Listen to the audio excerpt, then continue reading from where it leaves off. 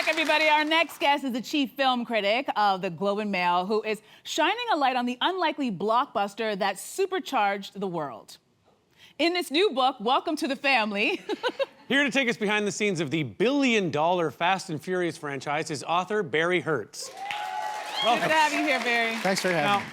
Barry, you're a film critic. You could have done a deep dive into any film. Why the Fast and the Furious franchise? Mm-hmm. You know, it's a good question, and one I posed to myself a lot over the past few years, but I like to think of myself as kind of a big tent moviegoer. Yeah. I like art house, I like independent, I like foreign language as much as I like a big, juicy summer blockbuster. Mm-hmm. And I think that the Fast movies have been a perfect example of that, and their evolution has also been so fascinating. Mm-hmm. Yeah.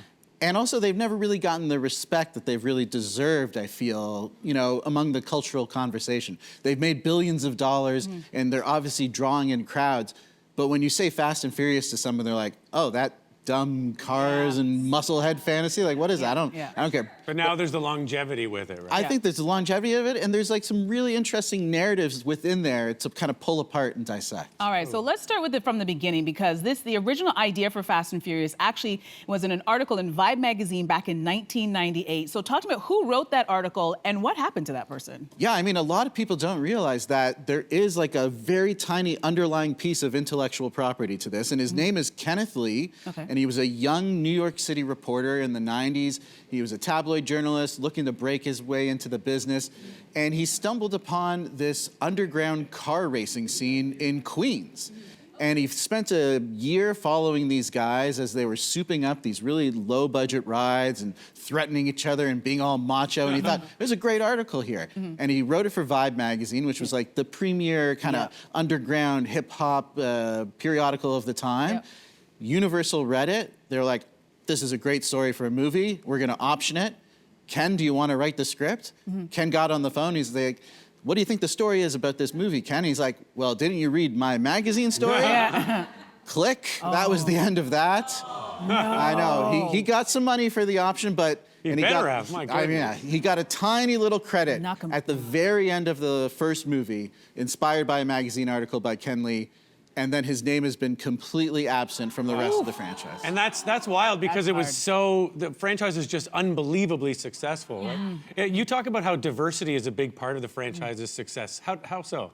Well, I think, you know, it started off with that whole underground scene and them wanting to be authentic to the culture of street racing, especially in Southern California, where they shifted kind of the setting from Queens. Right. And, you know, you have a lot of, you know, young Vietnamese American kids, young black kids, Hispanic kids. They're just trying to belong to something.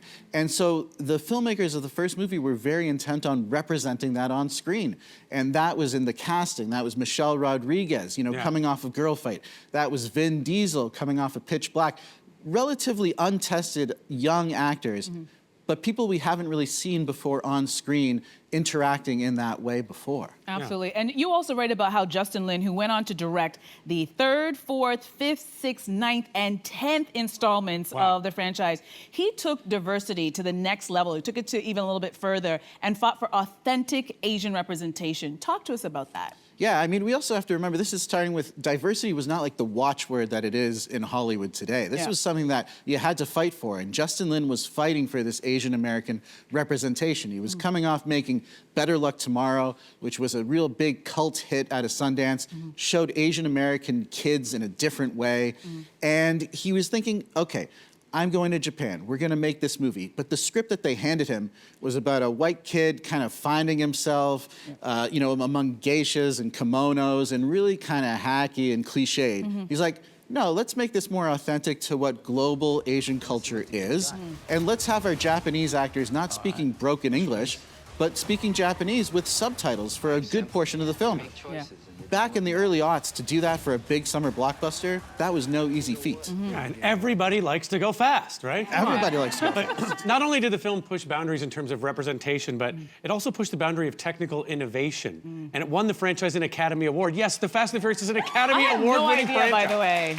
So what's the story there on technical innovation? Yeah, I mean, you don't associate Fast and Furious with Oscars pretty much ever, but in the first movie, the second unit director, Mick Rogers, who's kind of involved in all the action sequences and stunts, he came up with this contraption called the Mick rig, in which you kind of took a flatbed truck, you kind of carved off half of it, you put a car on top of it, you put a stunt driver in the front of the truck, so the stunt driver's doing all the crazy stuff, but the actors are in the cars, and they're in the real environments. You're not green screening, you're not blue screening anything, so it looks that much more realistic. And for the first movie, it won a technical achievement at the Academy Awards. And that's the closest the Fast films have ever gotten to the Oscars since then. But it's not nothing either. Well, they did it right away, right out of the gate. Yeah, they don't need to get another one. They're making a lot of money. All right, so if we're going to talk about the Fast and Furious franchise, we have to talk about the late Paul Walker, who passed away during the filming of the 7th film. And you write about at a time that his family actually approved using his brother as a stand-in so they could finish the film. That's right. And 10 years later, Vin Diesel has alluded to the concept of digitally resurrecting him for future series. So what are your thoughts on the ethics of this? It's a very thorny issue in the Fast community, in the cinephile community at large. AI, deepfakes, where is this going? What is our digital autonomy after we pass? And I think I'm with the majority of Fast fans, and I say, no one wants to see this. Exactly. Yeah. Let Paul rest. Furious 7, the 7th film in the franchise, gave a great send-off to him as an actor, his character, Brian, as a character in universe. Let him be. I don't want to see a digitally resurrected Paul Walker firing guns, driving a car. It just feels wrong. Absolutely. We totally agree with you. Well, Barry, thank you so much for stopping by. Much like the Fast and Furious, it's been a wild ride. All right, well, Welcome to the Family is out now wherever you buy your books. And studio audience, guess what? You're all going home with your very own copy. Very cool.